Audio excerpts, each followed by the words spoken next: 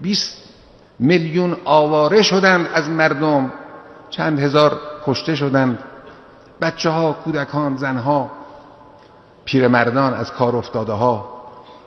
این مردم امروز به آب احتیاج دارند، به غذا احتیاج دارند، به لباس احتیاج دارند، به سرپناه احتیاج دارند، به همه لوازم زندگی این مردم امروز احتیاج دارند. ماه رمضان را با این حال ملت پاکستان روزه گرفتند. روز عید فطر است، روز اجتماع است، روز امت اسلامی است. مردم ما باید همت کنند. کمک هایی کرده است دولت جمهوری اسلامی، بعضی از مردم کمک هایی کردند، لکن اینها کافی نیست. بیشتر باید کمک کنیم. این وظیفه همه ماست.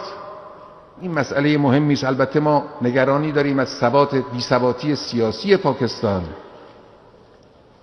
قدرت‌های متجاوز و سلطه طلب از این وضعیت دارن استفاده میکنن، فرصت طلبها دارن استفاده میکنن، سوء استفاده میکنن. بعضی از دولت‌های متجاوز میخوان پاکستان رو تبدیل کنن به پادگان نظامی خودشون. اینا هم هست. اینا هم نگرانی‌های دیگری است که امیدواریم ملت رشید پاکستان خودشون متوجه باشند. دولت پاکستان وظایفشون رو میدونند و انشاءالله خداوند کمکشون کنه بتوانند به بهترین وجهی خودشون رو از این مصیبت بیرون بکشند.